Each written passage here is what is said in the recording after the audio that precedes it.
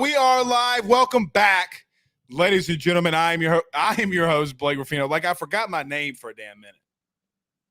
Look at Aunt Marshall, the married man himself. Congratulations to Aunt Marshall, everybody. The married man himself, Anthony Marshall. I hope it's Anthony. I don't even know the man's government name. I hope it's Anthony. But congratulations, Aunt. We are live. Man, it feels too long. It feels way too long. Finally, though, one of my baseball predictions did come true, along with the sourcing. If you saw it today on Twitter, we'll break all that down. I thought I said LSU was going to or how did I phrase that? Only win one game in Hoover, and that's what they did. So the reverse psychology that we've been doing the last 3 weeks didn't pay off. So it looks like we're back to being normal on the LSU baseball front. LSU is heading to Hattiesburg, if you have not heard. So the breaking news. I know that there was a lot of rumors late last night about LSU hosting all week last week. There was nothing that LSU had to do to be a regional host. That was obviously a lie. You can't go 1-2 in Hoover on the brink of being a host site and think you're going to get in as one of those 16 regional hosts. Auburn and Florida. Florida, don't tell me the tournament doesn't matter when Florida goes and does what they do in the tournament, and they're obviously a host site. Oh, and by the way, we're going to get into all of this too. So just giving you the preface. Don't tell me midweek non-conference games don't matter anymore. The NCAA baseball committee legitimately just came out and said midweek games effing matter. The argument's over with. It's over with. We'll have all that discussion. Your boy, though, Pooh Bear, our producer, joining us. But Pooh Bear, your boy is going to be in the Berg, Saturday night. LSU, you got to beat Kennesaw State, dog. You can't lose Friday when your boy's coming to cheer you on Saturday as a fan. No media going on here. Pure fan. I'm going there to drink as many Miller Lights, the finest Pilsner in all the land. You got to win Friday night, though. You got to win Friday night. So looking forward to that. Mark, big USM fan, says, how much are LSU regional ticks going for in Hattiesburg? I paid a hefty sum. I had to dig into Ben's college tuition account. Just joking. They're not that much. Like, I think we got 3 tickets for like $450. So it's not terribly bad. Not terribly bad. But that's not all we're going to talk about tonight. You know, on a Monday, Ruffino's Rants is coming. What is Brian Kelly?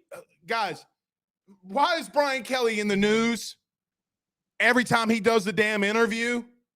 Why? He said he wanted to come to the SEC and go up against Nick Saban and beat him. Why is that a big deal? Newsflash. He wants to. You don't get to the national title game. Shout out to XM Radio for not slipping up on the curse word. If you don't beat Nick Saban. Ruffino's Rant's coming aboard. I promise you. Carter the Power, though. Carter the Power Bryant, your favorite guest, one of your favorite guests. We got a lot. We got a lot joining us at 7:30, and something that we haven't done in a while, all baseball season. We're bringing it back, though, is the Rudy Poo of the week. So fire in your Rudy Poos there at the end, and we'll get to all of them. Let's get to a couple comments, though, before we get started. Tasha Thibodeau says, we so damn petty sometimes. She runs the real LSU Tiger Nation, or the real LSU Tiger Nation. Go over there, follow it. Go follow the group. Absolutely fantastic. Absolutely fantastic. Penn Jones says, hashtag Ask Blake. Did you know Ant is one of the top kickers from the state? He out-kicked his coverage by a mile from the woman he married. All right, Ant. Look at you go. He did. Because Ant's not pretty to look at, y'all. Pause. But dog, you ugly. I'm just joking. You ugly. I'm just messing. I'm just playing with you. I'm just playing. Callie says,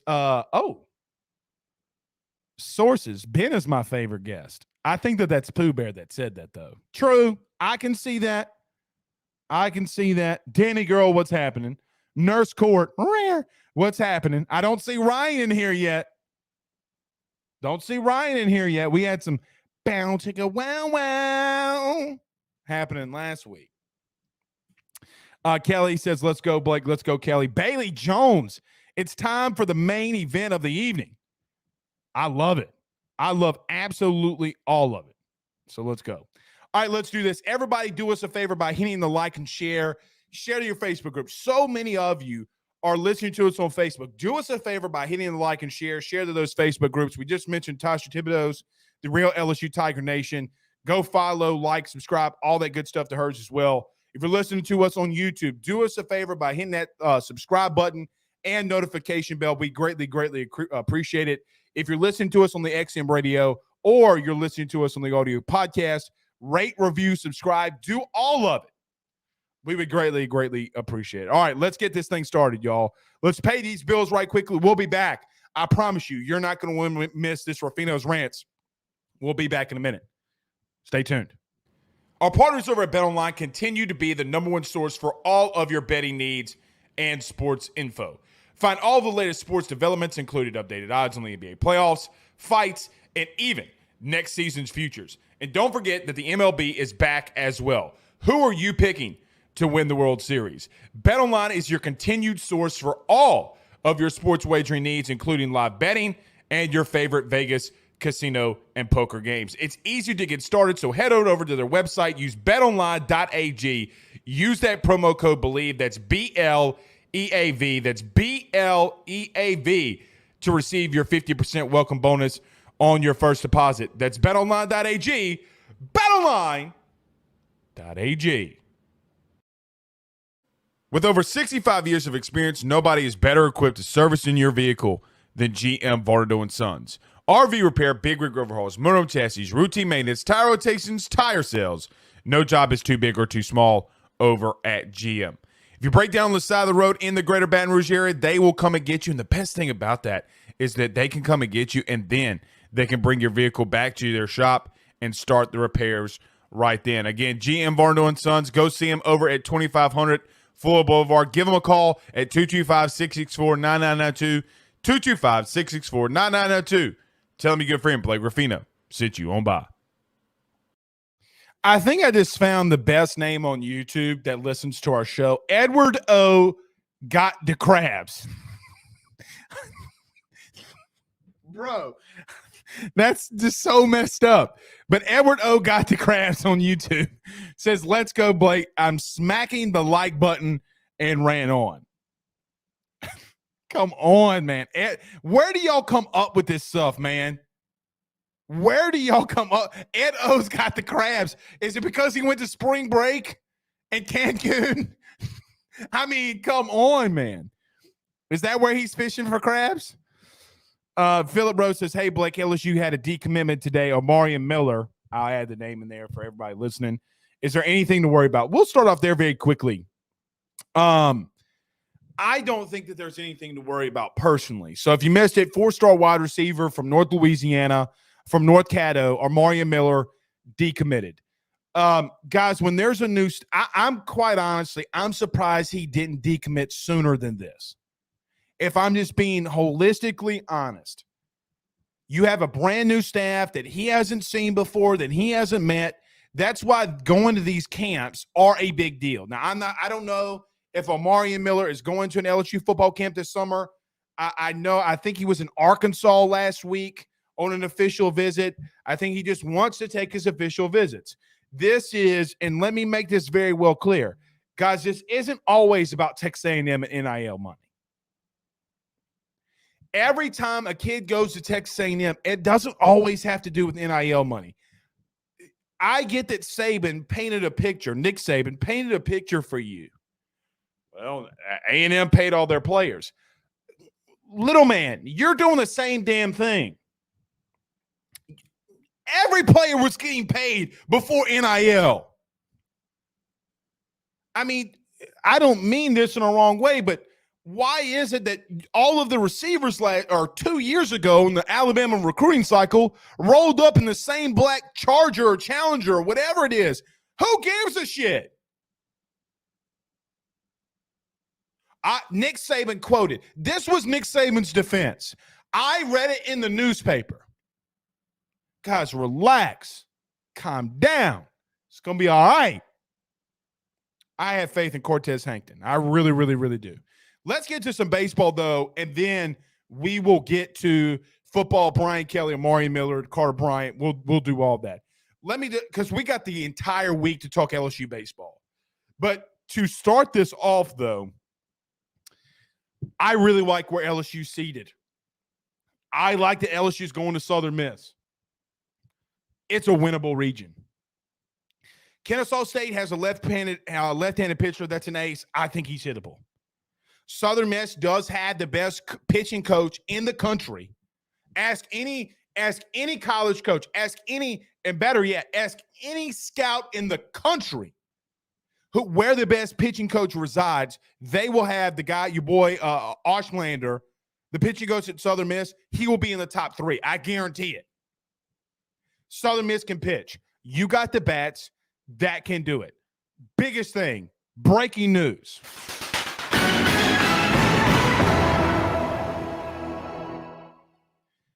Jacob Berry and Cade Doty are coming back. You need them. You need Cade. You need Jacob. You need Jacob Berry hitting behind Dylan Cruz in the lineup so that a pitcher is forced and a pitching staff is forced to throw belt-high-sized fastballs, but belt-high-sized fastballs to Dylan Cruz. You can win this region. We could share our Twitter. I'm not going to do it. Go follow us on Twitter, AYS Sports. I know that D1 Baseball and all these people had LSU being in a regional with 2 other Louisiana teams and Southern Miss. Guys, I promise you, the committee never had that on the table. Ole Miss got in by the skin of their teeth, and Ole Miss can win that Miami region. If LSU gets into a super regional, Arizona, Ole Miss, Miami, those are the 3 teams that you could face. But the biggest thing, and without a shadow of a doubt, you have to take down Southern Miss. Guys, they are not a pushover. This isn't in baseball, this isn't just some of a Southern Miss isn't a team like a group of 5 that you can go in Hattiesburg and beat them down. Just not.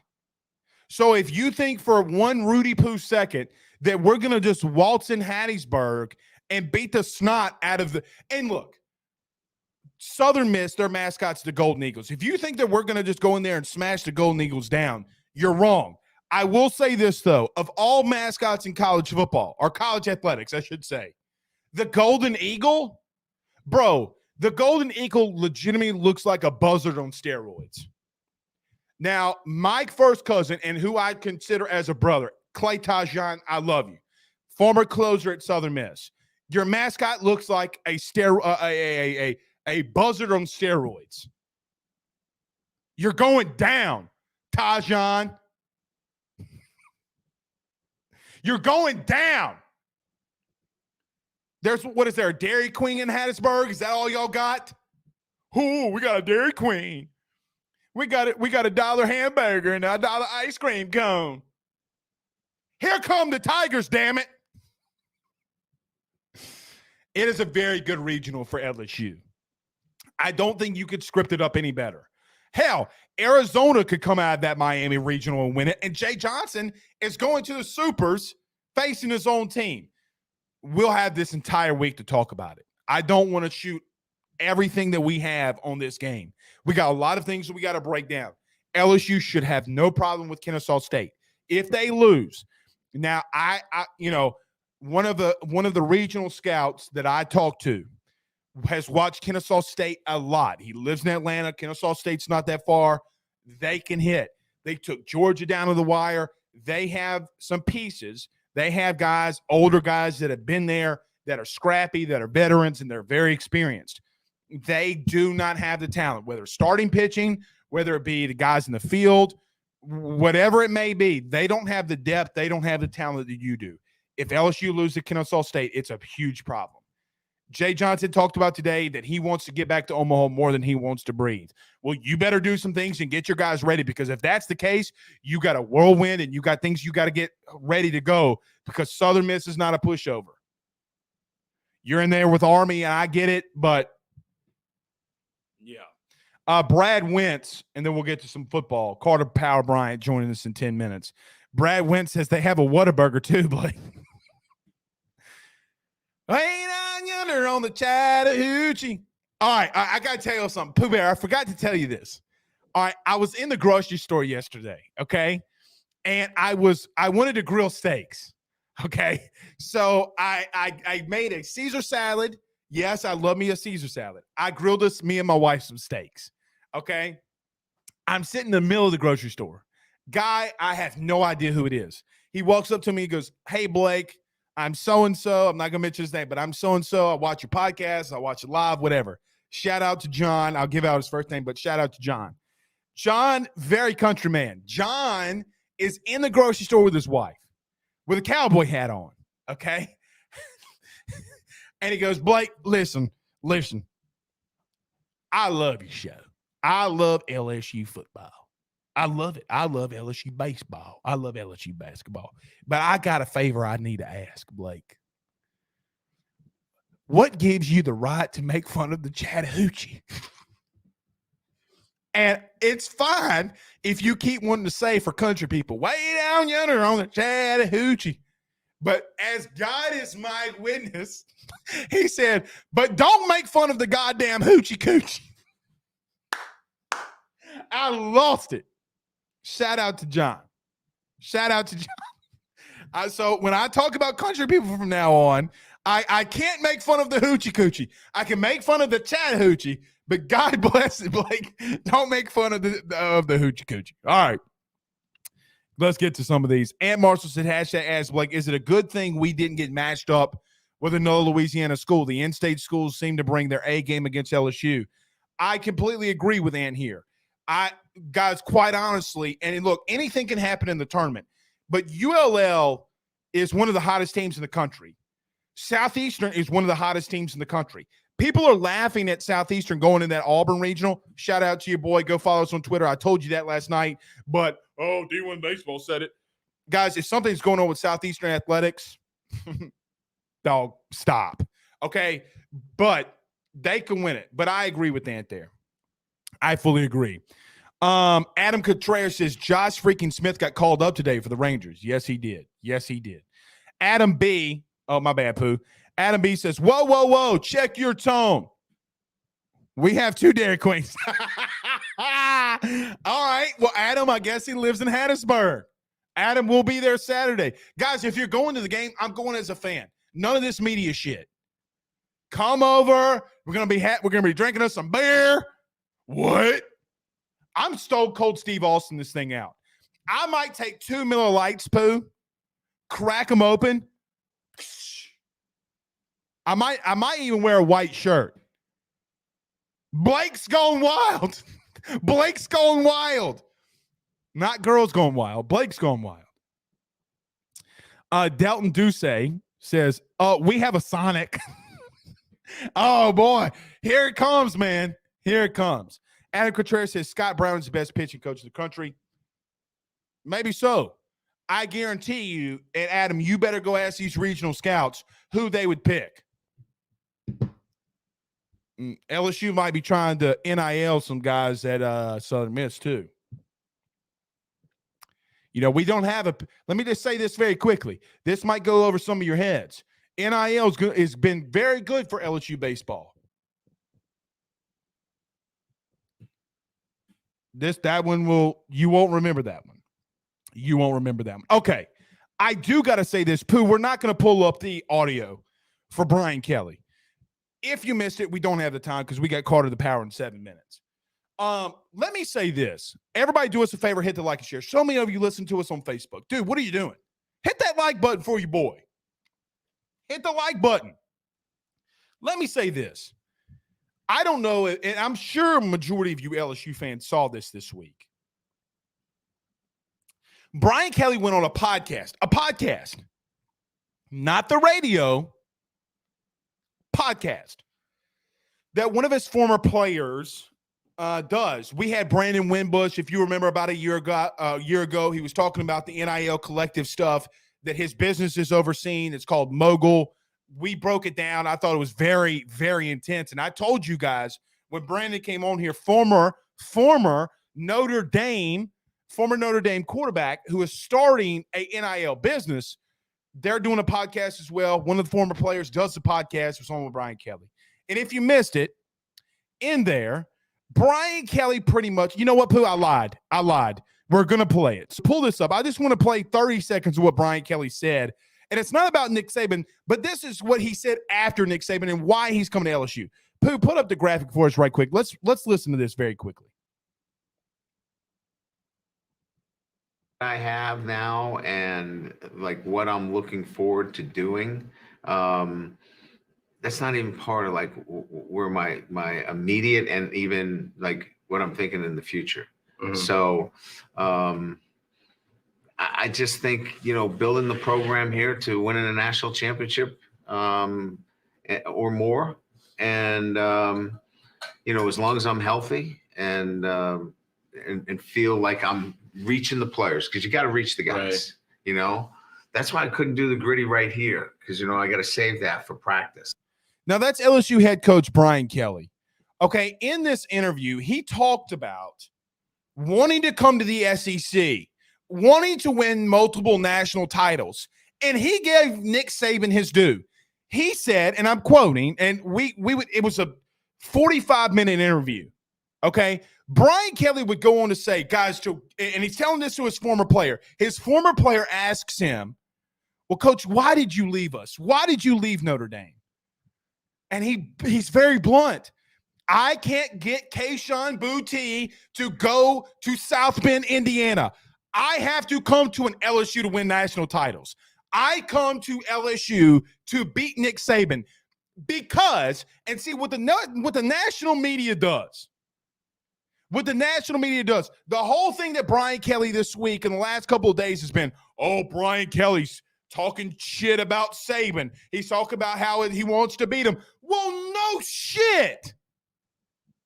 To get to a national title, you have to go through the man that is 5'2", eats cream pies, and has won 7 national titles that's in your own division.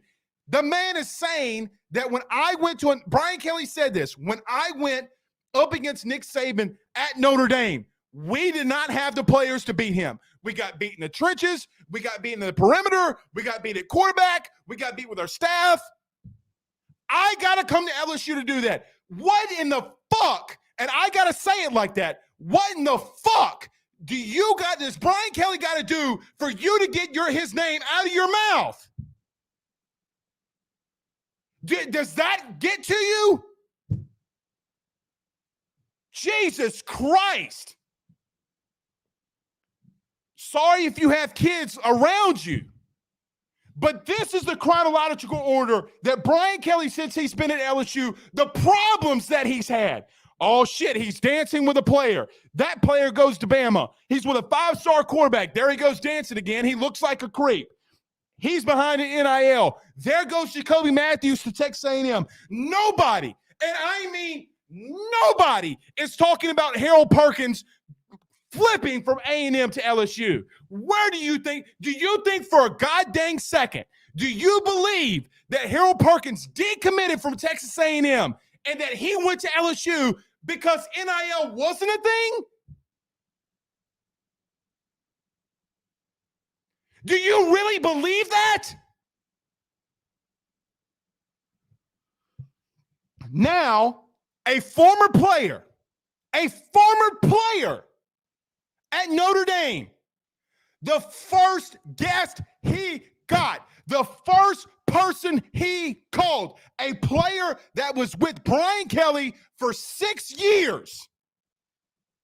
6 years. Brian Kelly tells that man, I don't normally go on podcasts. I don't normally go on radio. I don't do this unless I'm necessarily and contractually obligated to do it. You are my guy. I'm doing it. And all of a sudden, you take one 30-second clip of him saying, I got to go through Tuscaloosa to what I ultimately want and winning a national title, and you overblow it for clicks. Josh Pate from 247 was absolutely right. He was absolutely right. There was absolutely nothing that Brian Kelly said in the interview with Jacques Doucet or the interview with Mogul that relevant national attention. Nothing. The biggest thing that Brian Kelly said, wait for it, we're here for NIL. Oh, the legislation that's getting changed in July? Oh, yeah, we already have a plan for it. Once the legislation changes in July, we're able to go out and talk to players about NIL. Oh, the NCAA? Oh, you have a problem with that? State law trumps NCAA ruling. That's the biggest thing that Brian Kelly said. Not about, I got to beat Nick Saban. Something that you didn't know. Sources. Here you go. Sources. You want to hear a story? Sources.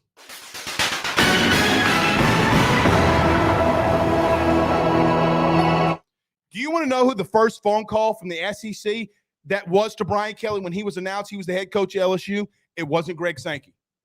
It wasn't LSU's biggest booster. Do you want to know who it was? Nick Saban.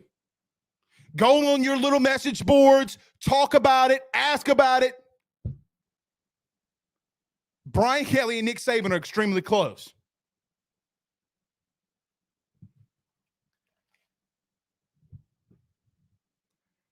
Every year, whether it be Orgeron in 19 when we started this podcast, whether it be last year or whether it be now, it doesn't matter what we're doing. They got to poke fun at the head coach for something that they're doing.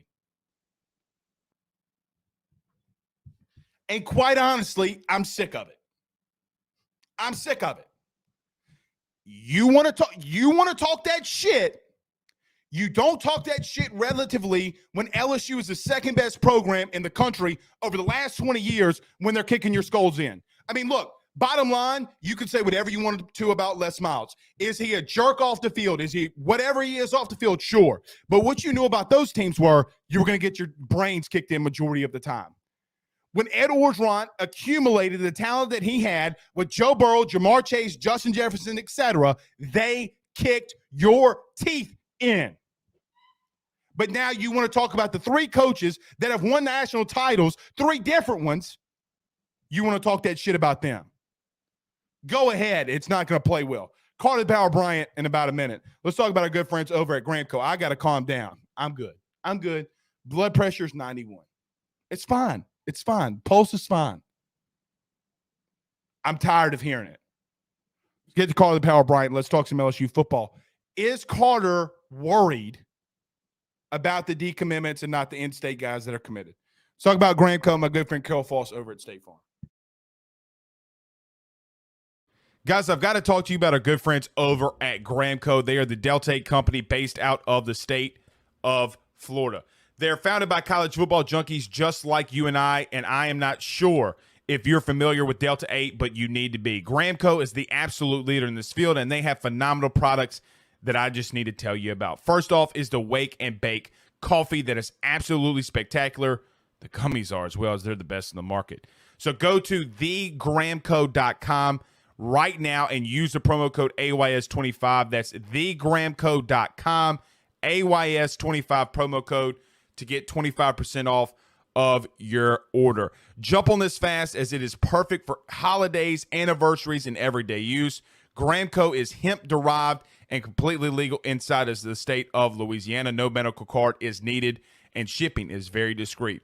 You must be 21 years older to order. Again, that's thegrahamco.com. Use that promo code AYS25. Guys, you might know my good friend Carol Foss and all the great service that he provides over at State Farm. He is your good neighbor after all. But did you know State Farm has surprisingly great rates as well? Along with a great neighbor service, State Farm agent Carol Falls has surprisingly great rates for everyone inside the state of Louisiana. So call him today at 985-395-4300, 985-395-4300 for all of those surprisingly great rates on auto, home, and life insurance needs. Like a good neighbor, State Farm is there, and individual premiums will vary by customer. All applicants subject to the State Farm underwriting requirements. All right, let me say this, and there he is, the man, the myth, the legend himself, Carter the Power Bryant, my man. Let me say this, Pooh Bear, I told you I was going to forget this. Everybody, today is Memorial Day. Thank you to all of our troops, everyone that laid down their life for us. I'm sorry I forgot to mention it. It's in my notes, but I forgot, and I completely apologize for that. But we have one of the greatest men that I've ever met in my life, Carter the Power Bryant. Carter, what's up, buddy? What's going on, Blake? Greatest? I mean, I'm probably the greatest 5'7", 215, chunky center midfield, undersized defensive tackle you've ever met in your life. But outside of that wide sample size of human beings, I don't even think I'm in the top 100 of the. Well, listen, you've changed my life for the best. Okay, and this is a small plug to our people out in Albany. Carter, I can't leave our place out in Albany. Don't tell him yet. Don't tell him where it is. But you changed my life forever on that. And I love you as a brother too. All right, Carter, I gotta ask you. When stuff goes to me, and look, I run to you for a lot of things, and I'm not too proud. I'm not, you're a great friend of me, and we cover LSU. We talk LSU a lot on this platform and on your platform. Is there anything on God's green earth that Brian Kelly said last week that was worth a damn for everybody to freak out about? Oh, you shouldn't call out Saban. You call out Saban, they're going to beat you down. Carter, to win a national title, he's got to beat him anyway. I mean, what did he say that wasn't factual?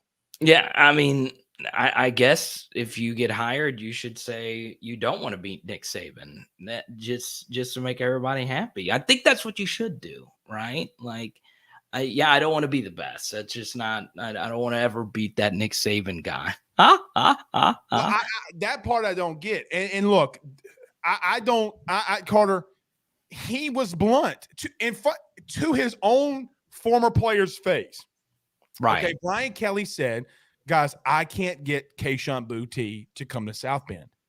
I can't get Mason Smith to come to South Bend. If I want to win a national title, I have to go to LSU.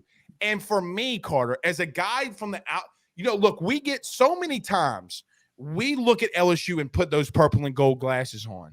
But when you hear from one of the best college football coaches, and look, the winningest coach in Notre Dame's history, that holds serious weight, and you got to applaud him for that. Yeah, and look, it's still drastic. That's why you still see so many national stories surrounding not only Brian Kelly, but you also hear it about Lincoln Riley as well. Because I understand like the Jimbo Fisher, Nick Saban beef was such a massive story. It's a shocking story, right? But it's, is it totally unprecedented? Kind of, sort of. But the Lincoln Riley, Nick Saban story is still, to me, one of the biggest stories in college football history. To people that don't know about that, can you give a little background? Yeah, so like, for the national media who don't understand college football and why they had to leave their teams before the end of the year, they don't get that you have to do it to beat the December signing period, right? Right. So that's why you have to do it. But the national media doesn't understand that. I have friends that, do non-college football stuff. They're not familiar with college football. And to be honest, it's a foreign concept to them, right? It is kind of weird, right? You would leave your team, but you have to do it. You have to do that, right? That's part of the reason why the story was so big, because you go from one upper tier program to another, but it happened twice. And it was it was related, right? Because LSU's reported interest in Lincoln Riley and so on and so on. So, I still think there is people out there that didn't like that those two did what they did, especially now that the Jordan Addison story happened, especially, people in general just don't like Brian Kelly. I could understand partially why, but that's part of it, Blake. There's always, until football's actually going to be played, because the Riley and Kelly story was so big, it's still going to have ripple effects. And every long interview you do, that people are going to look for something, because Brian Kelly does generate a lot of clicks. And look, there are some things that can be. Look, the biggest thing to me, Carter, and we're going to get to recruiting because I want your take of, should we be freaking out about not more in-state kids committed at this point? Right. Amari Miller decommitted today. Okay. Yeah. But to me, the biggest thing that Brian Kelly said this week was, and he told Jacques Doucet this, was, hey guys, when the legislation changes in July, we already have everything plan in place to where we're legally able to do things in NIL, and we're ready to go. Right. Carter, that is the biggest news, because if, which everybody said LSU was behind, somebody forgot to tell Brian Kelly that, because he's going on with Jacques Doucet saying, I'm prepared, wait for it, we're coming. That's the biggest LSU football news in the last 6 months, outside of him being hired. If we're being truthful, it's not Harold Perkins, it's not any of it, because they're using NIL to be able to compete. That's my biggest thing. Do you agree with that? Yeah, no, I totally agree. And once again, it's still so early, and still LSU's 2023 class is fine right now. So, as far as like the name, image, and likeness stuff, I get a ton of messages about this, because you don't hear as many flashy name, image, and likeness stories with LSU as you do, obviously, Texas A&M. But it's fine. I wouldn't panic overall, but it is going to be interesting, especially if LSU doesn't win this first game versus Florida State, how people feel, especially considering that Brian Kelly beat Florida State last year in the season opener. So it's going to be so different. But if I were, talking, and you have a bunch of rational LSU fans, I wouldn't worry too much about everything that's happening right now, because games will be played, and we'll finally have something to really talk about. Now, this is what in the business, we'll get to Ants in just a second, but this is what we call a transition in our business. Rob sends us $9.99 super chat. Ask Carter why he thinks no one talks about Harold Perkins. They should be. And that's the point, Carter, right? Like the point is nobody talk. How do you get Harold Perkins flipped?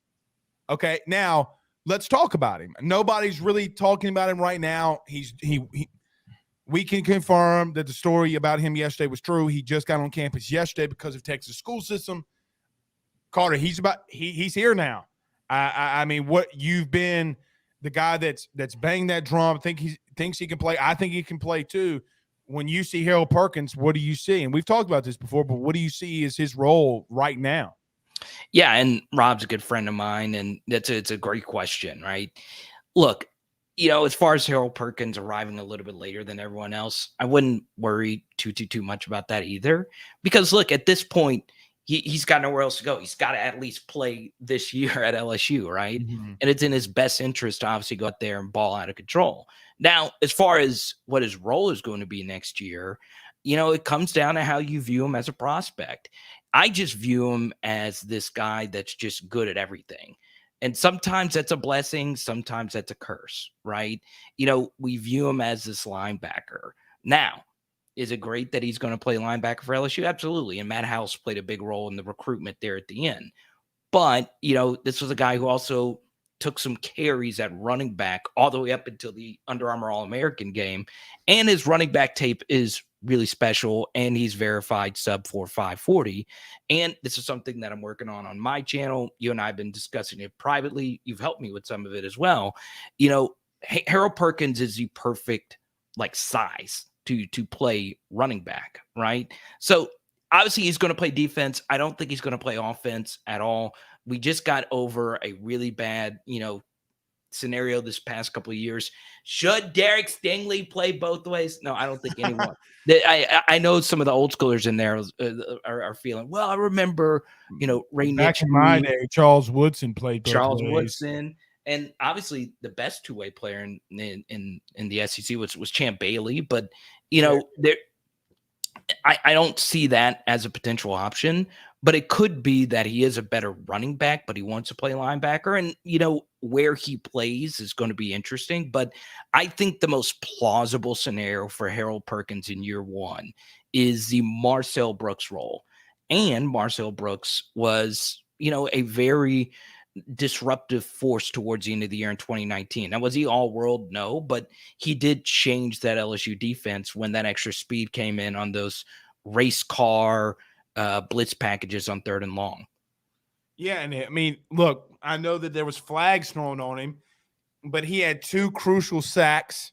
Okay, I think one was against Trask against Florida. Remember, he hit him in the knees. They called it bogus. Yeah. I mean, like when you have a guy like that, I agree. But let me ask you this. Harold Perkins is a fantastic get, and I think doesn't get talked about a lot in NIL. And you said, don't worry and don't panic. Carter, why am I not panicking about Brian Kelly and recruiting? Like, am I the one that's naive? I mean, because look, I said this earlier. You're naive if you think LSU didn't get NIL and I don't want to say outbid, but put things together in NIL for Harold Perkins. You're naive, Carter. Right. And so is it bothering you, or are we going through a phase right now with NIL that we just haven't seen yet, and we need more data to find out what happens in recruiting? Yeah, so let's take 2023, for instance. LSU's doing fine. I don't really see, the big panic, right? If you know a little bit more about like Eli Holstein and Arch Manning, you would understand that there wasn't really ever heavy LSU leans. Like, that's not saying that either one of them can't pick LSU in the grand scheme of things. But if you know a decent amount of, and I'm not saying you have to know their parents, next door neighbors, or anything like that. But there was never like super heavy LSU momentum for either of them. So there's going to be plenty of people that say, well, if LSU doesn't land either one of those guys, it's the be all end all, and it's not, right? I do think when it comes to recruiting, there are a few players in 2023 that there's no such thing as a must-get recruit, but there are some guys in 2023 that it would be gigantic losses, right? Take Shelton Sampson Jr., who actually right now is my number 1 player in 2023 in Louisiana. I think he's the highest priority, number 1, because of the position he plays. Number 2, because LSU's wide receiver room wasn't really, what you expected it to be in this last recruiting class. Ibieta might be great. We'll see. But, Sampson is that real deal difference maker. And I think, LSU is going to put a lot of focus on that, especially now with, the news that happened today. And then obviously Kai Prian is someone else, right? Going to St. James, where Shaz obviously was there last year. So, as far as like Brian Kelly is concerned, get a few wide receivers, stay the course, win some games, and LSU will finish with no less than a top 10 class. And then build on that to where you can get LSU back to having those top 5 national classes, which is pretty much where you need to be now to win a national championship. LSU was number 18 in the country in the recruiting rankings. That was the staple of their class for the national championship in 19. And because of the portal, man, the portal changes so many things. A kid leaving your state today is a kid that might be returning tomorrow. You just don't ever know. So I agree. And look, I let me say this. Of the players I saw last year, I thought Shelton Sampson was maybe the best athlete in the state. I thought Preen from St. James might be number 2. That kid is dude, that kid's a baller, dude. That kid can ball, bro. I don't know if he's coming to LSU or not. I don't know about that. That kid can, like, that kid's got swag. Like when LSU does, man, I got that swag. If there's a picture of that, it would be him. That kid plays with some swag, man. That's all I'm saying. reminds me of a late bloomer like Aaron Anderson. Okay. We'll see about that. Carter the Power Bryant. You can follow him on Twitter. Carter the Power Hour LSU. Go do that. You can get all of his great content. Carter, we're 97 days away from LSU football. What are you? What I hate to say it like this, but what are your expectations right now in the offseason? Now, here's the reason I ask that, because the NCAA is approving that coaches can act and coach in July and go through walkthroughs for a limited amount of time in July, and they're going to implement this. Carter, if you're going to do that, there's not really a lot of excuses to be rusty. Like if you're able to walk through things in July, that makes me feel a lot better about LSU and opening up with Florida State. What about you? Yeah, you should feel that way, right? You should also feel that way that Florida State themselves has had a lot of drastic changes in their own program, right? No OC. Now the head coach is the play caller, along with the offensive line coach being the co-OC. And for me, going into the Florida State game, and I truly do feel this way, even though Brian Kelly is going to be the story, he is the biggest story in this game. It is the first game of the Brian Kelly era. He's not going anywhere. And I know there's a lot of pressure for LSU to not lose 3 straight openers, but all the pressure in my mind is on Florida State. And I'm going to feel this way all the way leading up because, well, all off season, Mike Norvell, who coached his whole life to get his opportunity to coach at a top 20 program in Florida State, every day has to hear his fan base saying, we want Deion Sanders, we want someone else that's not you to be the guy. And that to me puts all the pressure on Florida State. So as far as like leading up to it, and this is the number one question you probably get, Blake. This is the number one question I get, right? What is LSU's record going to be? What are your reasonable expectations? And we touched on this just a little bit, the last time I was on here, Blake. Understand that this is going to be one of the strongest schedules LSU has ever had, ever. I would, you go back, the 2011 schedule was tough, playing Oregon the first game of the year. Florida State's not on that same level. But what's very interesting is you look at a stat like SP Plus, right? SP Plus, Bill Connolly, the analytic. Every Power 5 team on LSU's schedule has a better SP Plus than LSU, which is a predictive metric that predicts how efficient you are, how much returning production you have, so on and so on. And we touched on this last week.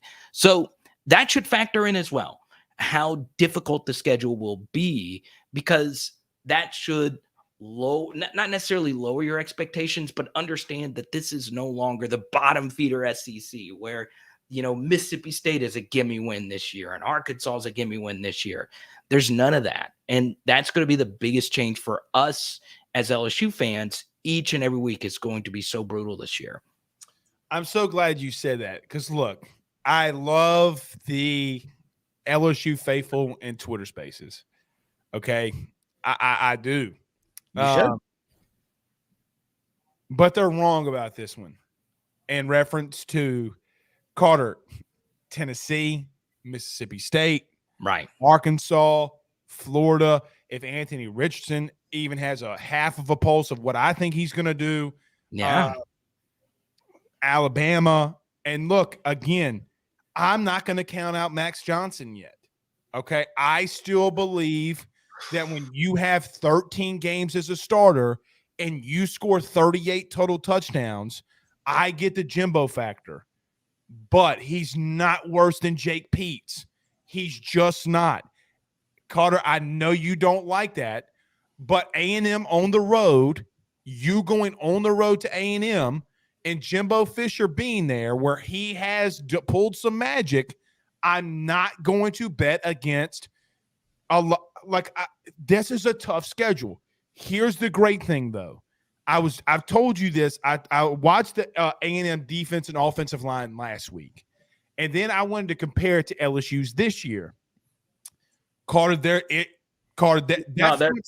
They're good. They're really good there. That front seven for LSU is nasty. If Micah Baskerville and Greg Penn play the way that we think that they can, along with Mike Jones, who? Carter, they have the potential to be the best front seven in the country. With that being said, I still believe that their schedule at the end of the season could be ranked number one of strength of schedule.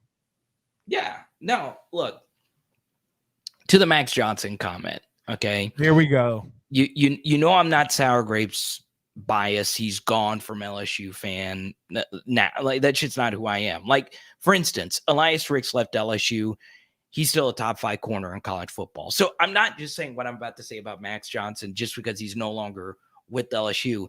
He's not a good quarterback. And I know his spring game was good, but I know what you're saying. Okay. He's got all this experience. He's got 13 games experience. And now he's going to get, tabula rasa. He gets a clean slate with the new coach, right?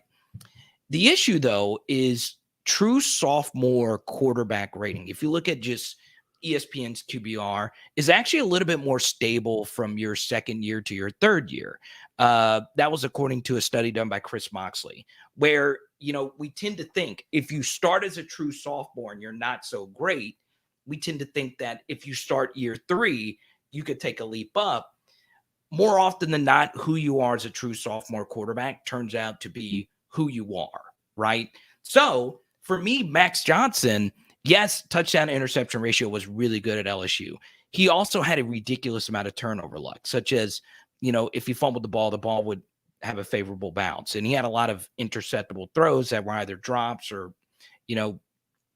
Jack Bess would get a tip and, it wouldn't be an interception or whatever. Cole Taylor, Mississippi State touchdown. Yeah, exactly. That you got very lucky that two guys, just ran into each other.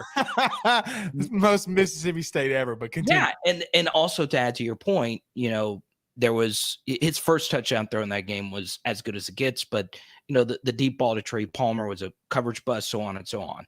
And Max Johnson doesn't see the deep middle of the field. The deep touchdown pass to Trey Palmer was his first attempted pass to the deep middle of the field up to that point in his career. So Max Johnson doesn't pull the trigger. Even if he's looking in the direction, he's afraid to pull the trigger.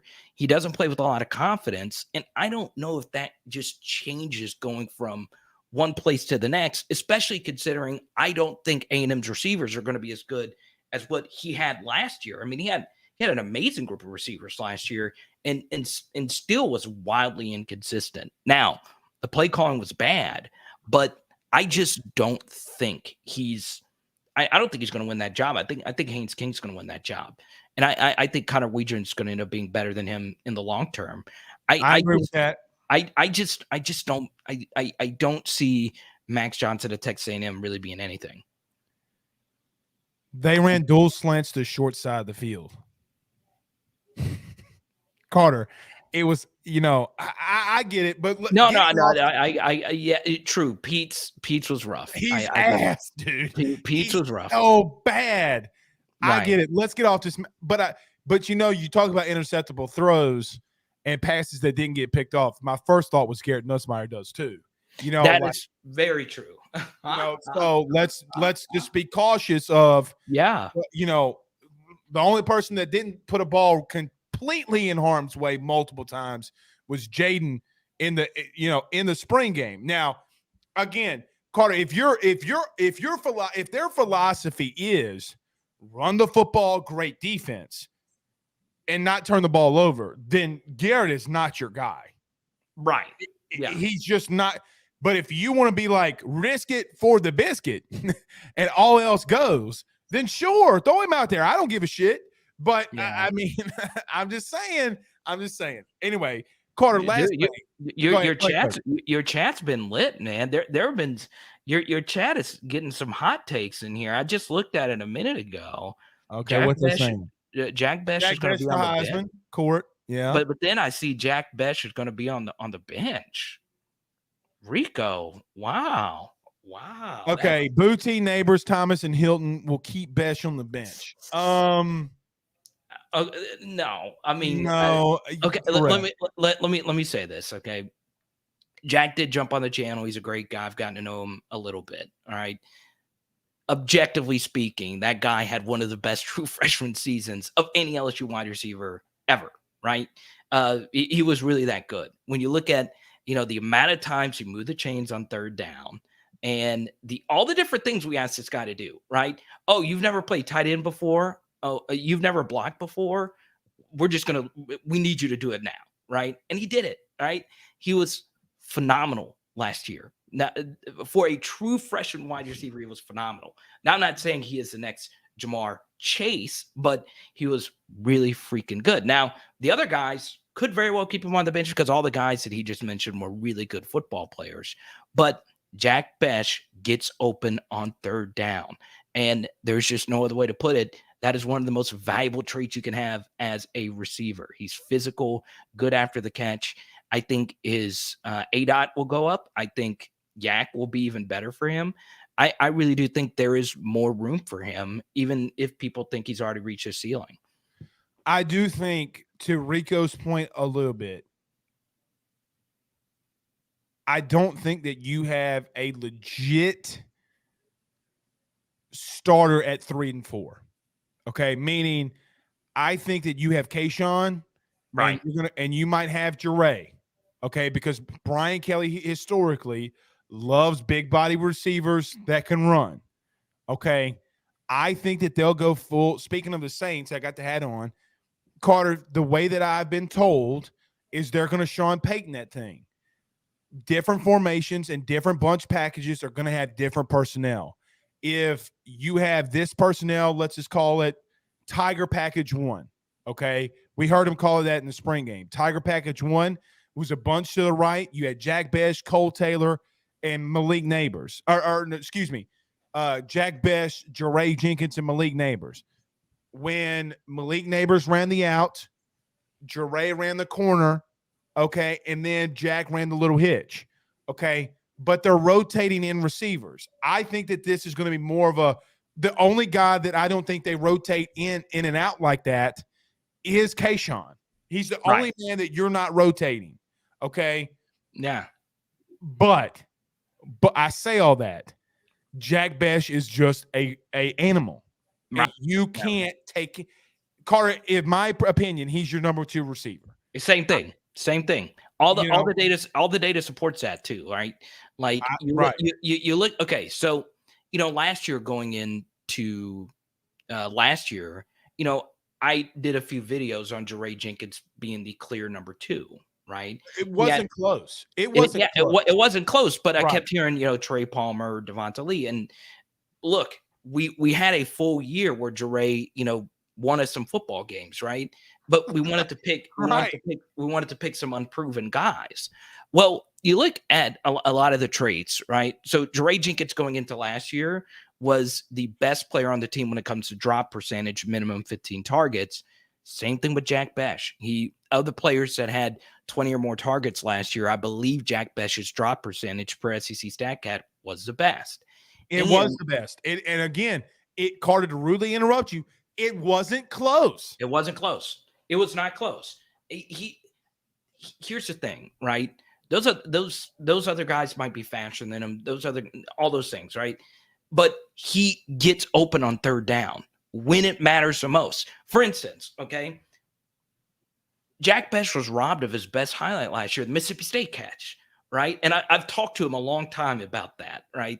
And he swears up and down he caught the ball. We had 1,000 replay angles of him Jarvis Landrying the ball off the ground. Agreed. He caught it, and he was robbed of that opportunity. And that was on third down on an inaccurate ball thrown by Max Johnson. He gets open, and he is tough to bring down on first contact. I think, Malik of those 4 is probably the best after the catch. But Jack is also really good with the football in his hands. I just think as far as what he does over the middle of the field is really, really tough to do. As far as just getting open, the game on the line, if I need you to get open and just find a window, he's going to do it. We saw it versus Texas A&M. So you look at the catch data, you look at all these different things. I think Bess this year does separate and become close to an all SEC level player, if not an all SEC player this year. It's a clear number 2 behind Kayshawn.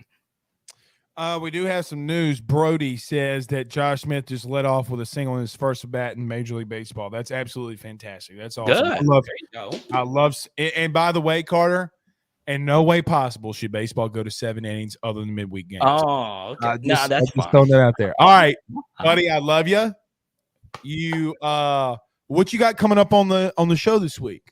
Yeah, man, we got a lot of deep dives and all kinds of fun stuff. Working on that running back study you've been helping me with. I really appreciate your input on. I got one for you. I forgot. Yeah, feel free to text me, man. So I've been lucky to meet a few people that were really, really good, running backs. So I've gotten their feedback on that. Spoken to some offensive linemen like you, as far as which trait really stands out. And there's actually one very simple one. We won't reveal it here, but that the cleats they wear. But yeah, just be on the lookout. And what's very interesting is it's something that we don't normally think about with running backs. And it's something we'll talk about it later. We'll talk about it on the podcast. Yeah, but what's really interesting is Brian Kelly actually did the same thing with his running backs at Notre Dame. So that's what that was something else. We know what we call that. Go on ahead. Spooky moment of the night. All right, buddy. But I didn't mean to call out Rico. I don't want him to hate. He probably hates me. Rico's like one of the best names of all time. You know what, man? If you don't want to catch a case, then you don't mean to be out there in the streets slinging that dope so you don't get hit with that Rico. # Meek Mill. There you go, man. Look at you. I'm about to get hit with that Rico. But Blake, last thing, Liverpool needed you on Saturday and you didn't watch. That's why we lost the Champions League. It's because of you. Because I tried to get you on board, and of course you didn't jump on board. So I've told you this the last 3 weeks in a row. The Italian champ does what the F he wants. Okay. I was drinking a very fine Pilsner, Miller Lights, and a Blue Night Skies, and I was watching SEC baseball. There you go, baby. So I'm going to be there Saturday. LSU, hopefully LSU. You're going? Yes. You're going? My first cousin was a closer at Southern Miss about 7 or 8 years ago. Huge Southern Miss fan. I have been ripping him a new one. A golden eagle looks like a buzzard on steroids. Does Hattiesburg have more than just a Dairy Queen? And I got the response in here. We have a Whataburger. I mean, like, bro, this is Big Daddy baseball. You got to bring it. By the way, I'm making him sit behind the LSU dugout. Row two, behind the LSU dugout. I'm going to be screaming at Jay, put in Gervais. Put in Gervais. I want the Italians, Carter. Look, the New York Yankees won multiple World Series with the Italians at the front and center. What are you doing? Yeah, hey. So are we going to get AYS from Southern Miss? Do we have some? You're damn right. We're chugging beers. Carter, I'm taking 2 beers like my name's Stone Cold. There you go. In the middle of Southern Miss fandom. We're going to their tailgate. I'm going to smash them, and I'm going to drink them, and I'm wearing a white T-shirt so people could – Blake's Gone Wild. That's what we're going to call it. I want you smashing those things like there's some zillion symbols, baby. That's what I want. I'm going to be – bro, the Southern band is going to recruit me.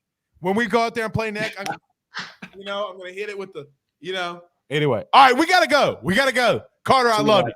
See you, buddy. All right. That's Carter the Power Bryant. All right, let's do this.